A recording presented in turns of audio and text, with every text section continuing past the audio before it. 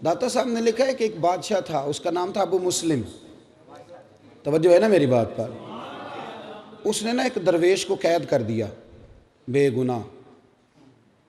اللہ تبارک و تعالیٰ کے جو بندے ہوتے ہیں نا، ان کے ساتھ خدائی مدد ہوتی ہے، خدائی مدد۔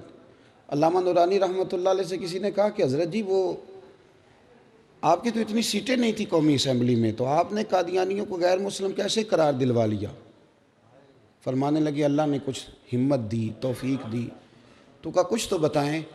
کہنے لگے جب میں بڑا پریشان تھا نا، تو میں نے سیرت کی کتاب کھولی تو میرے سامنے نا وہ والا چیپٹر کھل گیا جس میں محبوب کریم بدر میں تشریف لے گئے تھے۔ تو پھر مجھے سمجھ آئی کہ اگر رات مصلی آباد رہے نا، محبوب ساری رات مصلی پہ بیٹھے رہے، اگر رات مصلی آباد رہے تو صبح اللہ بڑی مدد فرماتا ہے۔ فرماتے ہیں جس رات صبح اسمبلی میں آنا تھا، میں بھی ساری رات مصلی پہ بیٹھا رہا، اللہ سے اخلاص بھی مانگتا رہا، توفیق بھی مانگتا رہا، اور جب اسمبلی میں آیا تو بولتا میں تھا، مدد میرا رب میری فرماتا۔ تو داتا صاحب نے لکھا ہے، فرماتے ہیں ایک بادشاہ تھا ابو مسلم، اس نے ایک درویش کو قید کر دیا، بے گناہ ہی قید کر دیا، بے گناہ۔ بادشاہ بھی اللہ اللہ کرتا تھا۔ رات کو نا اسے خواب میں نبی کریم علیہ السلام کا دیدار ہوا، تو حضور فرمانے لگے تو نے رب کے ایک دوست کو قید کر دیا ہے؟ تو وہ آدھی رات کو اٹھا تہجد سے پہلے، اور بادشاہ نے خود آ کے تالا کھولا جیل کا اور اس درویش کو آزاد کیا۔ جب وہ جانے لگے، وہ درویش سمجھ وہ بھی ساری بات گئے، جانے لگے تو بادشاہ کہنے لگا میں نے آپ کو آزاد تو کر دیا، تو میرے لیے کوئی حکم ہو تو بتائیے گا۔ تو پلٹ کے کہنے لگے جس کے لیے محبوب آ کے سفارشیں کریں وہ پھر دنیا داروں سے سوال کرے گا۔ اللہ کے محبوب جس کی سفارشیں کریں وہ پھر دنیا داروں سے سوال کرے گا۔ گردن کو جھکا دیتا ہے خیرات کا پتھر، جہاں میں مانگنے والوں کے سر کبھی اونچے نہیں ہوتے۔ وہ ایک شاعر تھا نا، آپ کو یہ شاعروں کا بھی ہر آدمی کی الگ دنیا ہے، اور سارے اپنی اپنی دنیا بسا کے بیٹھتے ہیں، اپنی اپنی اصطلاحات ہوتی ہیں، دوسرے کو قبول کرنے کو تیار۔ شاعروں کی بھی دنیا ہے، کئی دفعہ یہ بیچارے 5-6 دن منہ بھی نہیں دھوتے، شاعر ناراض نہ ہو جائیں، سب کی بات نہیں کرتا، تو کئی دفعہ یہ قابل رحم بھی نظر آتے ہیں۔ اسی طرح ایک شاعر ایک چوک میں بیٹھا تھا، مکھیاں بھنک رہی تھی، تو ایک آدمی جاتی دفعہ نا 5 روپے پھینک گیا۔ اس نے کہا شاید کوئی فقیر مانگنے والا بیٹھا ہے، تھا بڑا خوددار۔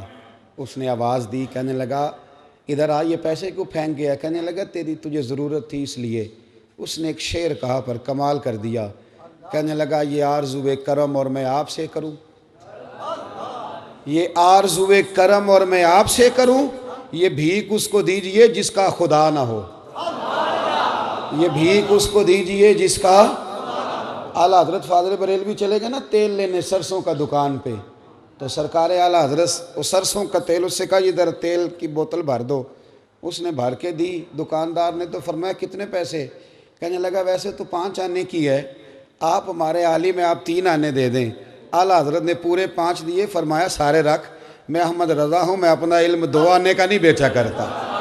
کرو مدح اہل دول رضا۔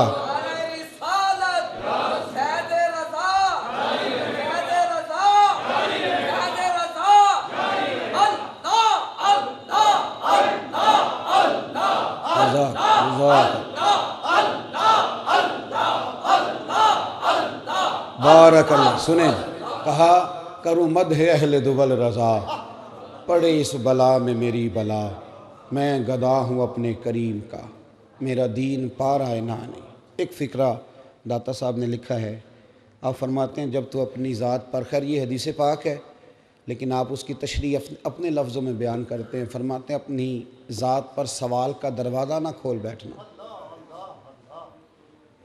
ورنہ تیرے لیے زندگی بڑی دشوار ہو جائے گی۔